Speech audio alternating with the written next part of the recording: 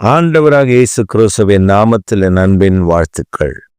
இந்த காலை வேளையில் உங்களோடு கூட கர்த்தருடைய வார்த்தையை தியானிப்பதில் நான் மகிழ்ச்சி அடைகிறேன். சங்கீதங்களின் புஸ்தகம் 64 சங்கீதம் 10 வசனம். நீதிமான் கர்த்தருக்குள் மகிழ்ந்து அவரை நம்புவான். செம்மையான இருதயம் உள்ளவர்கள் யாவரும் மேன்மை பாராட்டுவார்கள். நீதிமான் கர்த்தருக்குள் மகிழ்ந்து அவரை நம்புவான். செம்மையான இருதயம் உள்ளவர்கள் கர்த்தருக்குள் மேன்மை பாராட்டுவார்கள், அவருக்குள் மேன்மை பாராட்டுவார்கள். இந்த காலை வேளையில் நீதிமான் கர்த்தருக்குள் மகிழ்ந்து அவரை நம்புவான். பிரியமான கர்த்தருடைய பிள்ளைகளே, நாம் தேவனை நம்புகிற கர்த்தருடைய ஜனமாய் இருக்க வேண்டும். தெய்வத்தினுடைய வார்த்தையை அப்படியே அப்பழுக்கற்ற வார்த்தையை நம்புகிற கர்த்தருடைய ஜனமாய் நாம் காணப்பட வேண்டும்.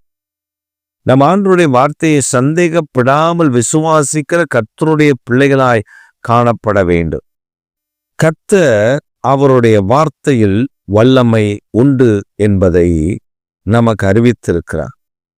அவருடைய வார்த்தையில் சத்தியம் இருக்கிறது, அவருடைய வார்த்தையில் மேன்மை இருக்கிறது, அவருடைய வார்த்தையில் மகிமையான பிரசன்னம் இருக்கிறது, மகத்துவமான கிருபையை கர்த்தர் விளங்க பண்ணுகிறார். கர்த்தருடைய வார்த்தை அது வல்லமை உள்ளது, கர்த்தருடைய வார்த்தை அது மகிமையானது, கர்த்தருடைய வார்த்தை அதை நாம் நம்ப வேண்டும். நீதிமான் அதை நம்புவான். கர்த்தருடைய ஜனமே, கர்த்தருக்கு பிரியமானவர்களே, அவருடைய வார்த்தையின் மேல் நமக்கு நம்பிக்கை வேண்டும். அவருக்குள் கலிகூர்ந்து அவரை நம்புங்கள். தேவன் மேலுள்ள நம்பிக்கை அவருக்குள் கலிகூர்ந்து நம்ப வேண்டும்.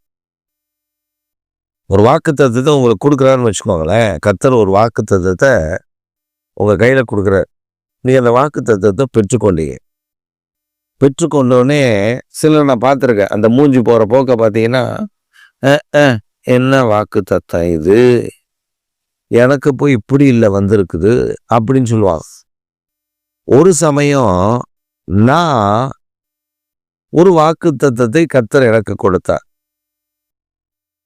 ரூத்தின் புஸ்தகத்தில் உனக்கு வேண்டியபடி எல்லாம் செய்வேன் அப்படின்னு ஆண்டவர் ஒரு வார்த்தையை தந்திருந்தார். அது போவாஸ் ரூத்துக்கு சொல்லுகிறத போல அந்த வேத வசனம் அமைந்திருக்கும். அது கர்த்தர் நிமித்தம் முன்னிறுத்தி அந்த வார்த்தையை சொல்லுகிறார். ஆண்டவர் இந்த வசனத்தை எனக்கு காண்பித்து, நீ ஜெபம் பண்ணினால் உனக்கு வேண்டியபடியெல்லாம் நான் செய்வேன் என்று ஒரு வாக்கு பண்ணியிருந்தார். இந்த வாக்கு தத்தத்தை நாங்களும் பிரிண்ட் செய்து விட்டோம். அந்த வாக்கு தத்தத்தை பிரிண்ட் செய்து முதல் நாள், அதாவது 31ஆம் தேதி காலையில் அதை பேனராக ஒட்டி அதை கவர் பண்ணி வைப்போம். அதற்கு பின்பு இரவிலே அது அந்த 12 மணிக்கு அந்த வாக்கு தத்தம் அறிவிக்கப்படும். அதை ஒட்டி அதை சீர்படுத்தி சிறப்படுத்தி வைப்பதற்கு ஒரு நபர் வந்திருந்தார்.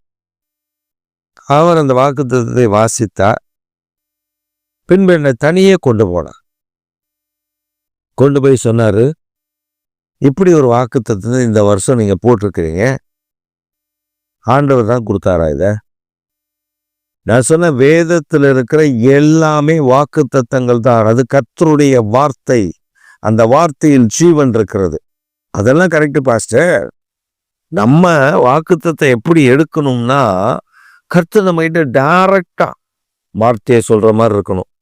நீங்க மனுஷனுக்கு சொல்ற வார்த்தையை எடுத்திருக்கிறீங்க அப்படின்னு அவர் சொன்னதை கேட்ட பொழுது எனக்கு மிகுந்த ஆச்சரியமா இருந்தது.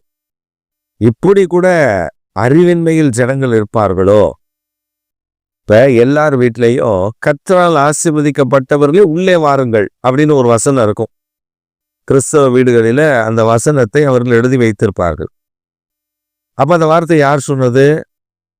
லாபான் எலியேசருக்கு சொல்லுகிறார்.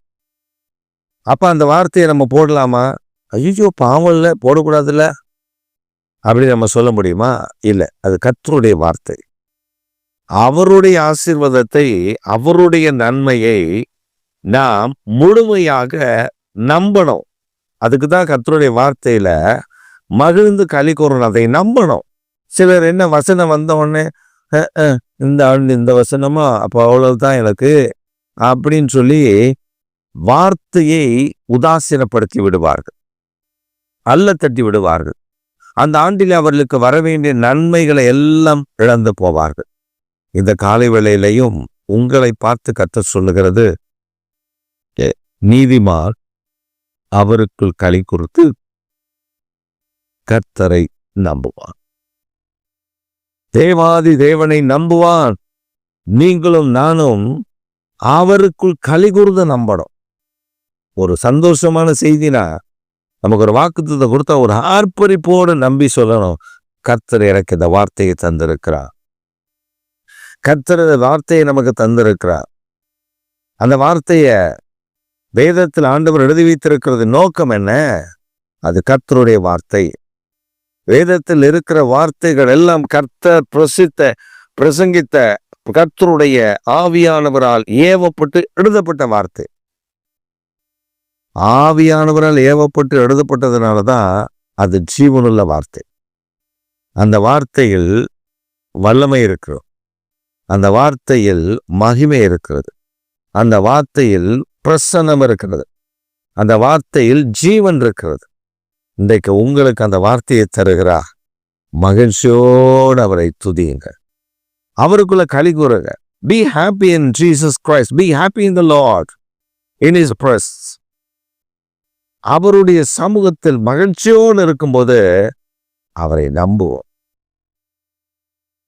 We believe our God. We believe our God's word. We believe our God's doings.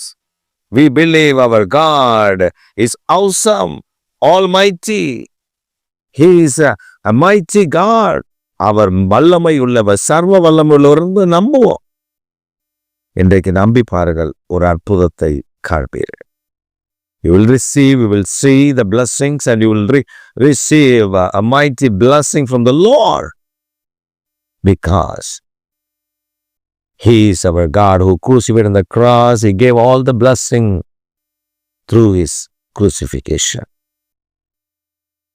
இயேசு கிறிஸ்துவனுடைய பாடு மரணத்தினாலே நமக்கு சகல நன்மைகளையும் அளித்திருக்கிறார். இந்த கால வேளையில் அந்த நன்மை உங்கள் மேல், உங்கள் தலைமுறை மேலே இந்த காலை வேளையில் இறங்குவதாக. ஆமென்.